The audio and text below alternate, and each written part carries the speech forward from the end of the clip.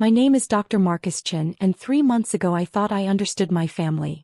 I'm 34, a cardiothoracic surgeon at St. Mary's Hospital in Chicago, and until my father set fire to my medical diploma while screaming about wasted potential, I believed that success was something to be celebrated, not redistributed. The night that burning piece of paper curled into ash in their living room fireplace, I realized they'd never seen me at all. They'd only seen what they wanted me to be. Growing up, I learned early that being good wasn't enough. You had to be the right kind of successful. Sarah, 3 years younger, had always been the golden child. Where I was methodical and quiet, she was charismatic and ambitious. Where I spent high school volunteering at free clinics, she built the perfect college application with debate victories and student government positions. Marcus will be a doctor, Mom would tell relatives. But Sarah will be a surgeon. She has the personality for it. Even then, I knew something was wrong with that logic. Surgery wasn't about personality. It was about precision and the ability to make life-or-death decisions under pressure. But my parents had already decided who fit their vision of medical excellence. I got into Northwestern for pre-med. Sarah got into Harvard. The celebration was telling: champagne for Sarah's acceptance, a handshake for mine. When I graduated summa cum laude and Sarah graduated with honors, they framed her diploma first. Medical school continued the pattern. I went to University of Chicago, throwing myself into every rotation, spending nights mastering surgical techniques. Sarah went to Johns Hopkins and made the social scene as important as her studies. Her Instagram posts from networking events got more family comments than my research publications. Networking is part of medicine, Mom explained. She understands the business side better than you do. The business side. As if saving lives was about cocktail conversations rather than steady hands and years of training. But I kept my head down, finished my residency in record time, and landed a position at one of Chicago's most prestigious hospitals. Sarah finished family medicine and immediately started talking about opening her own practice. That's when the requests began. Marcus, Dad said during a family dinner, Sarah's been thinking about specializing in cardiology. Maybe you could help her get into your program. I explained that cardiothoracic surgery required years of additional training. Sarah would need to complete an entirely different residency track. Dad waved this away like I was being deliberately difficult. You have connections now. Surely someone owes you a favor. Every family gathering included new suggestions for how I could help Sarah's career. Eventually, the requests became more direct. Your practice is doing well, Mom observed. Sarah could really benefit from an established patient base. We think it would be generous if you brought Sarah in as a partner. Eventually, she could take over. Take over. As if my decade of surgical training was just a placeholder until Sarah was ready to step in. I tried to explain that cardiac surgery and family medicine were completely different specializations. Medicine is medicine, Dad said dismissively. She'll learn. Besides, she has better business instincts than you do. The pressure intensified over the summer. They'd show up at the hospital unannounced, expecting tours and introductions. They'd mention my work to friends while emphasizing how Sarah would soon be joining the practice. We're not asking you to give up medicine, Mom explained. We're asking you to share it. Family is supposed to support each other. Support. I'd been supporting them for years, paying for Dad's failed business ventures, covering Sarah's student loans, funding family vacations I was too busy to attend. But when I needed support, their concern was always about how my success could benefit Sarah. The breaking point came 3 months ago. I'd just been offered the position of Chief of Cardiothoracic Surgery at St. Mary's, the youngest doctor in the hospital's history to receive such an appointment. I called my parents immediately, expecting pride. Instead, Dad's first response was, "That's perfect timing. Sarah can come in as your associate." I tried again to explain that Sarah wasn't qualified for cardiac surgery. "You're being selfish," Mom said sharply. "This is exactly the opportunity Sarah needs. You've had your time to play doctor. Now it's her turn. Play doctor." As if the hundreds of patients I'd saved were just an elaborate game until the real doctor could take over. The confrontation that ended everything happened on a Sunday evening. I'd just saved a 45-year-old father's life during a complex bypass procedure.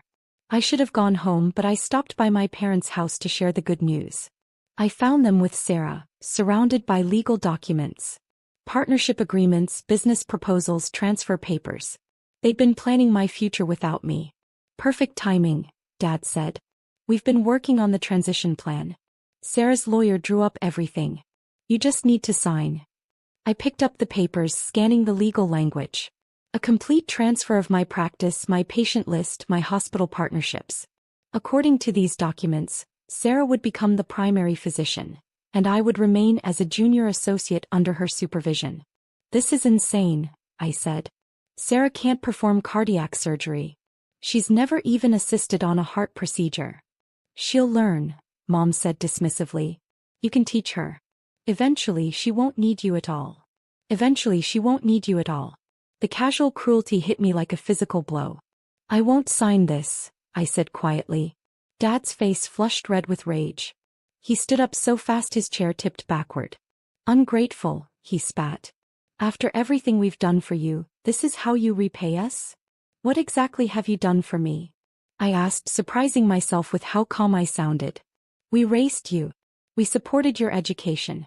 We believed in you when no one else would. Believed in me as a stepping stone to Sarah's success. Believed in me as a means to an end. I'm not signing, I repeated. That's when Dad exploded. He stormed over to the mantelpiece where my medical school diploma hung and ripped it from the wall, glass cracking as the frame hit the floor. Medicine is wasted on you, he screamed, pulling a lighter from his pocket. Sarah needs this more than you. I watched, frozen, as he flicked the lighter and held the flame to my diploma. The paper caught immediately, years of study and sacrifice curling into ash. The embossed seal of the University of Chicago Medical School darkened and disappeared. There, he said, dropping the burning remains into the fireplace. Now maybe you'll understand what's important. I stared at the flames, consuming the physical proof of one of my greatest achievements. I should have been devastated. Instead, I felt something unexpected. Relief. Okay, I said quietly. The simple word seemed to deflate Dad's rage. He'd expected a fight, screaming, maybe violence.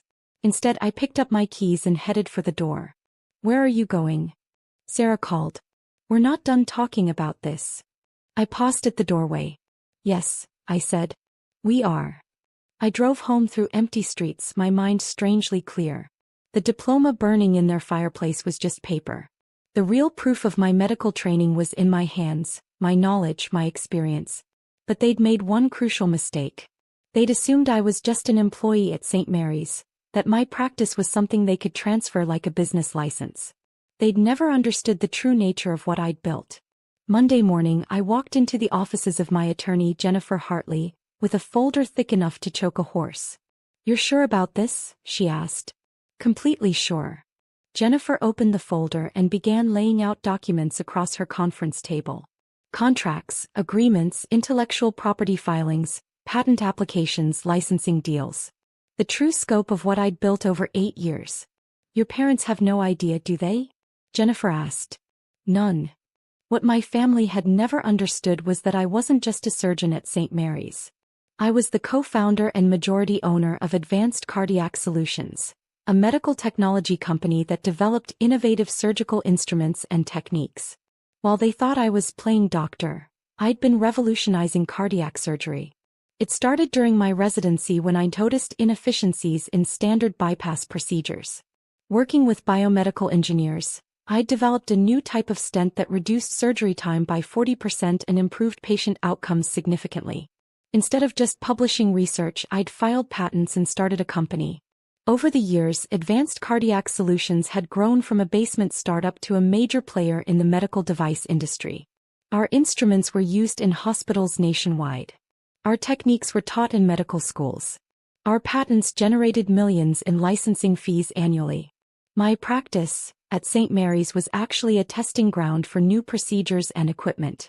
The hospital paid substantial licensing fees to use our technology, and I maintained a position on their board of directors.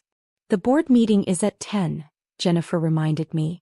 At exactly 10 a.m., I stood before the St. Mary's Hospital Board of Directors for our quarterly Advanced Cardiac Solutions report. Ladies and gentlemen, I began, I'm pleased to report that ACIUS has exceeded all projections. Our devices are now used in over 400 hospitals nationwide, and our latest innovation is ready for final testing phases. I clicked to the next slide, showing revenue projections that made board members lean forward. The expanded partnership proposal would establish St. Mary's as our primary research facility, bringing an estimated additional $15 million in annual licensing fees. As I continued explaining our revolutionary new device, I heard commotion outside. Through the glass walls, I could see my parents and Sarah in the hallway, arguing with security. "Excuse me," I said to the board. "I believe there may be some family members trying to reach me. Would it be possible to invite them in?" Within minutes, my parents and Sarah were escorted into the boardroom, their confidence wavering as they took in the formal setting, the presentation screen, the dozen hospital executives staring at them. "Mom, Dad, Sarah," I said pleasantly. "Perfect timing. I was just telling the board about the future of advanced cardiac solutions." Dad stepped forward, trying to regain control. "We need to speak with you privately. There's been a misunderstanding about..." "About what?" Dr. Morrison, the chief of staff, interrupted. "I'm sorry, but who are you?" "I'm his father," Dad said. "We're here about his medical practice. There's been some confusion about ownership and..." The silence that followed was deafening. Several board members exchanged glances. "Dr. Chen," Dr. Morrison said carefully, "would you like to explain to your family what Advanced Cardiac Solutions is?" I looked at my parents, at Sarah's increasingly pale face. "Advanced Cardiac Solutions is the medical technology company I founded 8 years ago," I said calmly. "We develop innovative cardiac surgical devices. I'm the majority owner, chief medical officer and primary patent holder. St. Mary's licenses our technology and provides research facilities." Sarah's mouth opened and closed like a fish gasping for air. "But, your practice..." "I don't have a practice in the traditional sense," I continued. "I'm a surgeon, an inventor, and a business owner. The work I do here generates millions in revenue for both the hospital and my company." Mom finally found her voice. "Why didn't you tell us?" "Because you never asked," I said simply. "You only cared about what Sarah could take from it." Dr. Morrison decided to help clarify the situation. "Dr. Chen," she said formally, "for the record, would it be possible for someone else to simply take over your position?" I pretended to consider seriously. "Well, they would need to complete medical school, a surgical residency, a cardiothoracic fellowship, and several years of specialized training. They would also need to demonstrate proficiency in biomedical engineering, hold multiple patents, and have experience running a multi-million-dollar medical technology company." "And how long would that typically take?" "Conservatively, 15 to 20 years. Assuming they had the aptitude." Sarah made a small choked sound. Dad's face had gone from red to sickly gray. Mom was staring at me like she'd never seen me before. "Dr. Chin is irreplaceable," Dr. Morrison replied firmly. "His innovations have revolutionized cardiac surgery. His partnership with this hospital has elevated our cardiac program to national prominence." The words hung in the air. Irreplaceable. Revolutionary. Everything my parents had never seen, never acknowledged, never understood. "We just thought, family should help family." Dad made one last desperate attempt. "Family should help family," I agreed. "That's why I've paid for your business ventures, covered Sarah's loans, and funded family vacations for 8 years. But when you decided to burn my diploma and demand I hand over my life's work to someone unqualified, you made it clear that you don't see me as family, you see me as a resource to be exploited." Dr. Morrison cleared her throat diplomatically. "Perhaps this family discussion should continue privately?" "Of course," I said. "The meeting will conclude in about an hour. You're welcome to wait in the lobby." They filed out in stunned silence, leaving me to finalize the partnership expansion that would cement my position as one of the most successful cardiac surgeons and medical innovators in the country. An hour later, I found them in the lobby like refugees from their own expectations. Sarah was crying quietly. Mom was staring at her hands. Dad was reading something on his phone, probably Googling advanced cardiac solutions. $52 million in annual revenue, he said without looking up. "Forbes named you one of the top medical innovators under 40. I sat down across from them. "I never told you because you never asked. Every conversation about my career has been about how I could help Sarah.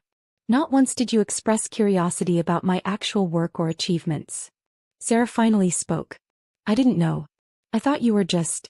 I didn't realize." You didn't realize because you didn't want to know. It was easier to see me as lucky or simply in your way. Mom reached toward me, then pulled her hand back. We're proud of you. We've always been proud. No, I said gently. You've been proud of the idea of me. But you've never been proud of who I actually am. If you had been, you wouldn't have tried to give it all to Sarah. Dad looked at me directly for the first time. What happens now? Now you go home and think about what you really want from your children, I said, standing up. Because if what you want is success and contribution to the world, you already have that. But if what you want is control and the right to redistribute your children's accomplishments, then you'll need to look elsewhere. 3 weeks later, I received a formal letter from Sarah. She was starting over, building her own family practice, working with underserved communities. She apologized for the years of competition, for treating my success as her failure. The letter was honest, painful, and probably necessary. My parents never apologized. They occasionally sent updates through extended family, always including subtle suggestions that I should reach out. That family was important. But working things out would require them to acknowledge what they'd tried to take from me. 6 months after my diploma burned in their fireplace, Advanced Cardiac Solutions won the National Medical Innovation Award. As I stood on that stage holding an award representing 8 years of innovation and thousands of lives saved, I thought about the diploma burning in their fireplace. They'd thought they were destroying my credentials, forcing me to choose between my achievements and their approval. Instead, they'd freed me from the need for their validation. They'd shown me the difference between family that supports you and family that consumes you. The award sits on my desk now, next to photos of surgical teams and patients who've returned to full, healthy lives. My parents have never seen it, never asked about it. But that's okay. I don't need them to see it. I know what I've built, what I've achieved, and what I'm capable of creating in the future. Sometimes, the greatest gift your family can give you is showing you exactly who they are so you can decide exactly who you want to be. Medicine wasn't wasted on me. It was fulfilled through me. And no one, not even family, will ever take that away again.